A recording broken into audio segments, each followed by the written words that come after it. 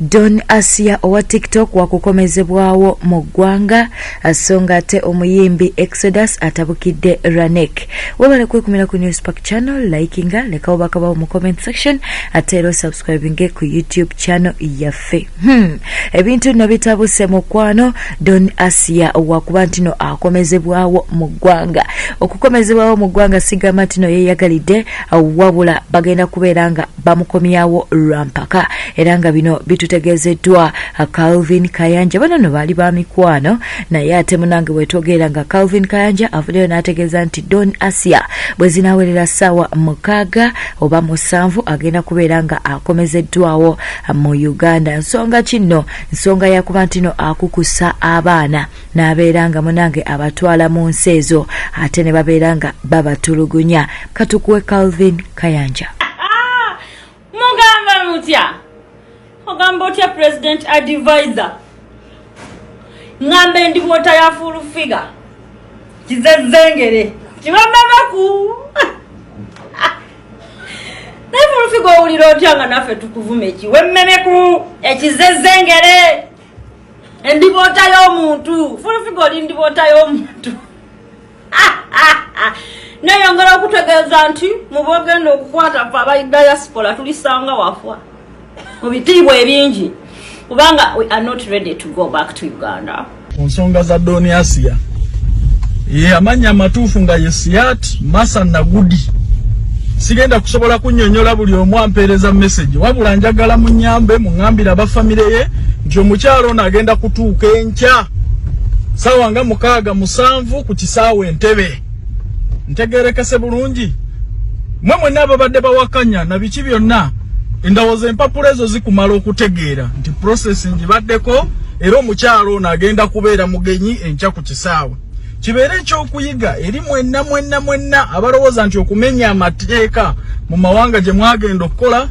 ne mudda mu kutolosa bannayuganda okubajja mu makubo amatuufu ne mubazza mu byammwe Uganda mubabbako obusente ne mubateeka mu bikoosi ebibaleetera okuyingira obwamalaaya n'okwenyigira mu bumenyi bw'amateeka kabajjutuse kubanga mwenna tujja kubazza wano tujja kubazza nga bwe tukoze Don Asia. Mugambe famile ye enkya ku makya ssaawa 6 bagende ku kisaawe bamwanirize n'abalala kibeere ekyokuyigirako nti mujja kudda wano temuli waggulu w'amateeka. Temusobola kudda ku bannayuganda ne mubajja mu makubo amatuufu ku basaponsa baabwe ababateekamu akasente ogenda okukola ebweru mwe ne mubatolosa olw'okuba babawadde omusaala gwe so Don Asia abeere ekyokuyiga ate n'abalala bangi bakomawo naye. Bimbadde mugamba nti ndi mu byakusaaga sizezo ditozize gwe wenna yali ayiseeko ku deportation center akafaananyi ako tokamanyi amanya g'amatuufu sigakubuulidde kati enkya ssaawa 6 mumwanirize ku kisaawe. Namwe abakyatolosa bakadame Saudi Arabia tubanoonyerezaako era tujja mwenna tujja kubamalayo omu ku omu. Omuwala bw'akwata ssente ze n'akujja Uganda mu nnaku akoledde passport na buli kimu kyonna n'akukolera visa n'eya tiketi n'ogenda ebweru. Bwe mutuuka ebweru mufuuka kirala tomuvaliwinga mu kantu konna gwe n'okwatagana n'ebikoose bikyamu abantu abagendedde Saudi Arabia bano job abatalina mulimu gwonna bakola obwamalaaya ne mudda mu byammwe n'otavaliwinga na musajja kasendeke gye yakajja kateeka mu kampani yakutwala n'abamu wano bawalabu be babakolera passport ojja kudda kuno sinika amannyo. Lwaki omuntu oyo abaakutolosa takujjira ddala wano Uganda direct n'akuwa visa n'eya tiketi? Lwaki omusajja amala okuteekamu essente ate oli n'akutolosa kuva mu maka ge? Lwaki tebabajja wano Uganda? Mwenna abatolosa abaana Saudi kabajjutuse kubanga olutalo nalutandise ngenda kubazza wano omu ku omu. Nga tuvide tugenzeko ew'omuyimbi wa gospel Exodus ono n'avuddeyo n'atabukira Lanek. Nsonga ki jjukira nti Lanek yaliko manager wa Exodus naye mbu ebintu bya ssente bye byabatabula zaali nsonga za ssente. Kati n'olunaku olwaleero Exodus avuddeyo n'agamba nti Lanek yeesiba nnyo ku ky'okuba nti nno ye president wa gospel n'agamba nti nedda alimba president waabwe bamumanyi era Lanek asaanye okuba nti n'alekerawo okuba nti abeesibako. Omukulembeze bamulabira ku bikolwa okitegeera omukulembeze omutuufu omulabira ku bikolwa. So waliwo omwana sajja wa kabinyo bamuyita King Wesley ye president wa Fagao officially ye president wa ba artist ba gospel naye kati waliwo omuntu yayinza okubanga ayagala kiyimiriramu nga ne Bobby bamuyitanga president wa ghetto teyali president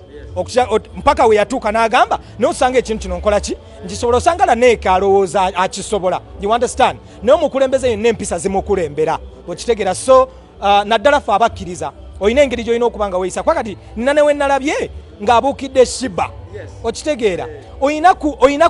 kukumaakuma bantu kati ate gwe bw'okuma omuliro ogwawula okitegeera oli ne bw'aba akoze bubi obubi bw'omuntu tebabukulembeza omuntu bamubuulirira okitegeera kati Lanek mbwalaneke bwenze ndooza yalimiridde n'agamba nti Shiba ekiro bw'oba opafomingira abantu bo because bwe batye bakwagala okitegeera tewali buzibu kubeera bwotyo naye bw'oba ogenda mu baana b'essomero revisinga engeri gye oli Shiba Queen okitegeera ate tekitegeeza nti byakola tabitegeera gwe bw'ojja n'omukuba ng'olinga nti ye byakola tabitegeera Lanek yaliko omuyimbi nze bwe mmulaba yaliko yalina akayimba ke simanya ayina akayimba ke ayina ate nayawukana ddi ne Lanek oba ddi lwe nali mbaddeko naye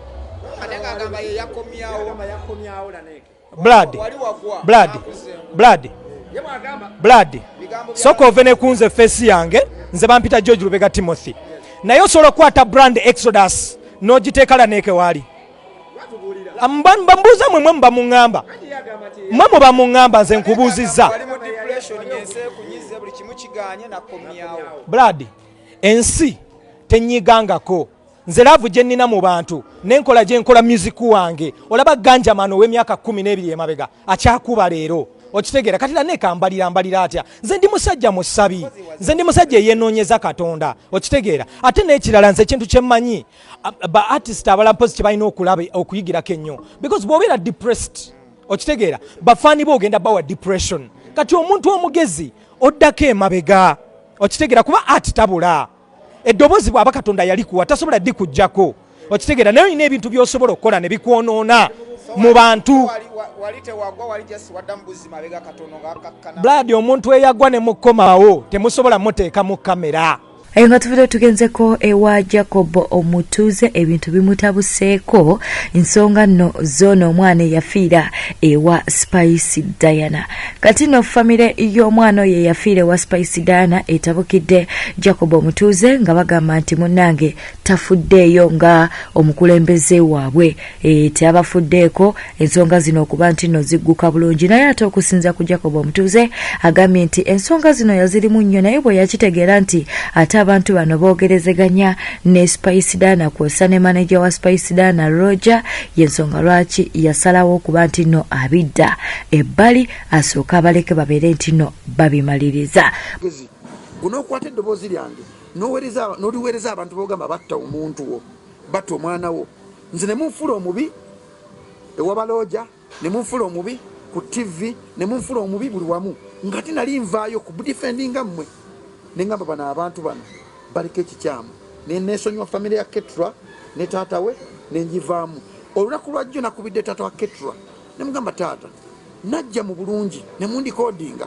era nengamba chairman atwala ngobe nemugamba ebintu byammwe mbivudde mu kubanga omwana wammwe yakutte eddoboozi yange naali recordinga naali waloja ebintu byammwe mbimaze ng'omuntu mbyesonyiwa because magezi okubalaba temwagala bwenkanya mulina ekintu kyammwe kyemugoba ekirala kyesitana kutegeera nkimaze ekyasinza okukera kumukyo kuneewuunyisa kwe kulaba Ketra ngali agamba nga wesitakoze kimala ng'omukulembeze amutwala nga wesitakoze kimala nga Ketra kenyini nyini yakwata eddoboozi lyange n'aligabira looja gwenjogerako mu ka audio ajere yagala nkole kisingako owaky ekyo ng'okedde kumakyo okundaga nti bye twogera obikwata ate n'obikweza omuntu eyatta gw'ogamba yatta oba oyagala nze nkudifendinga nti nga oli mukunnengeza mu bantu neneesonyiwa famire eyo nakubidde taata w'omugezi nemugamba naye taata saakola musobi kera kumakya kujja kuyingira mu bintu byammwe ova mu kitundu kyentwala navaayo okulwanirira eddoboozi lyo nyimirire ku mazima kubanga mmanyi singa nange abadde muwala wange nga gobase nandibadde nkola ekintu kyekimu nga kyoli mukola nekyanneewuunyisa nnyo okukwata omwana wo naweereza eddoboozi lyange bannamawulire naliweeza looja notavaayo kumukola ki muvunana kubanga ndi mukulembeze otegeera mbadde nsaba munzije mu bintu byammwe taata yangambye ekintu kimu ku simu mwatta omwana wange mmwe muzibikirira amazima ne mubuuza musajja gwe mazima tegenzibikirira we batta omwana naliwo nina lalaba endagirira nti saaliwo nali Fort Potro nalina tuwa gye naliko bwete betutambudde awadde mulabi mulungi wabale kwekumira ku News Park channel likinga subscribinga ku YouTube channel yaffe ate loleka obubaka bwawo mu comment section.